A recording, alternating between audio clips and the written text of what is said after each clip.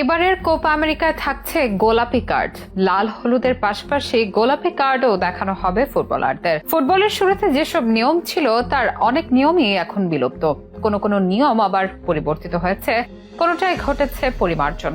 সময়ের সাথে এসেছে আরো এক নিয়ম, যোগ হচ্ছে গোলাপি রঙের কার্ড। কিন্তু কোন নিয়মে দেখানো হবে এই কার্ড চালুর প্রয়োজনীয়তা আদৌ আছে কিনা, নতুন নিয়ম কতটা উপযোগী হবে ফুটবলারদের ক্ষেত্রে, সেসব নিয়ে চলছে নানা প্রকার আলোচনা সমালোচনা। এর আগে নীল কার্ড আলোচনা এলেও নীল কার্ড নয়, গোলাপি রঙের কার্ডের ব্যবহার শুরু হচ্ছে ফুটবলে। হকিতে 3 রকম কার্ডের ব্যবহার আগে থেকেই থাকলেও ফুটবলে প্রথমবার এই নিয়ম চালু হচ্ছে।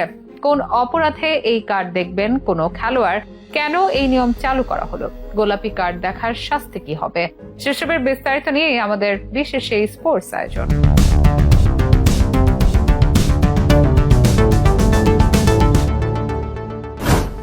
ফুটবলে কার্ড একটি জরুরি বিষয়। লাল কার্ড ও হলুদ কার্ডের সাথে পরিচিত ফুটবল অনুরাগীরা। সাধারণত কোনো ফুটবলার ফাউল করলে তাকে হলুদ কার্ডের মাধ্যমে সতর্ক করা হয়। সতর্ক করার পরেও সে খেলা চালিয়ে যেতে পারে। তবে যে খেলোয়াড় খেলার মধ্যে দ্বিতীয় সতর্কতা পায় তাকে ম্যাচ থেকে বহিষ্কার করা হয়। টুর্নামেন্ট ভেদে নিয়মে কিছু ভিন্নতাও আনা হয় অনেক সময়। তবে কার্ডের সীমাবদ্ধতা থাকে এই 2 রঙেই। এই 2 কার্ডের বাইরেও যে নতুন করে কোনো কার্ডের দরকার হতে পারে তেমন ভাবনা অনেকের মধ্যেই হয়তো আসেনি। তবে তৃতীয় আরো একটি কার্ড যোগ হতে যাচ্ছে। লাল হলুদের পর এবার গোলাপি কার্ড। কয়েক মাস আগে নীল কার্ড নিয়ে গুঞ্জন শোনা গেল, নীল নয় বরং গোলাপি কার্ডের সাক্ষী হতে যাচ্ছে ফুটবল অনুরাগীরা। সেটাও আবার এবারের কোপা আমেরিকাতেই। ঘোষিত ফিক্সার অনুযায়ী 2024 সালের কোপা আমেরিকার আসর চলবে 26 দিন। শুরু হবে 21 জুন আর শেষ হবে 15 জুলাই। 2026 বিশ্বকাপের কথা মাথায় রেখে 48তম এই কোপা আমেরিকার আসর বসছে মার্কিন যুক্তরাষ্ট্রে। যুক্ত হচ্ছে কনকাকাফ অঞ্চলের বেশ কিছু দল। সব মিলিয়ে 16 দল নিয়ে হবে এই টুর্নামেন্ট,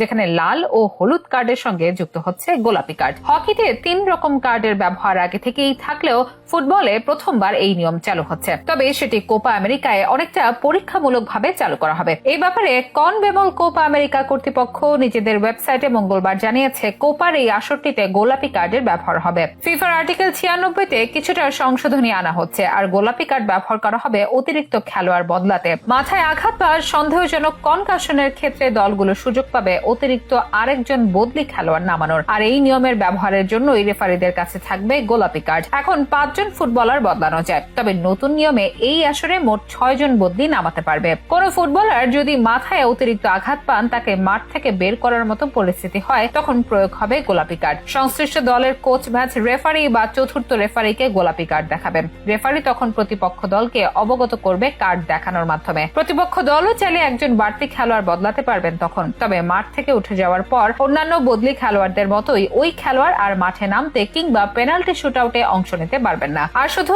ষষ্ঠ খেলোয়াড় হিসেবে নয়, খেলা চলাকালে যে কোনো সময় এই নিয়মে বদলি হতে পারবেন অসুস্থ হয়ে পড়া খেলোয়াড়। এই নিয়ম কোপা আমেরিকার পরও কনমেবলের অন্যান্য টুর্নামেন্টে চালু থাকবে বলে বিবৃতিতে জানায় সংস্থাটি। বাংলাদেশ সময় আগামী 21 জুন ভোরে আটলান্টার মার্সিডিজ বেঞ্জ স্টেডিয়ামে বর্তমান চ্যাম্পিয়ন আর্জেন্টিনার ম্যাচ দিয়ে কোপা আমেরিকার নতুন আসর শুরু হবে। আর 15 জুলাই ভোরে মায়ামির হার্ড রক স্টেডিয়ামে ফাইনাল ম্যাচ দিয়ে আসর শেষ হবে।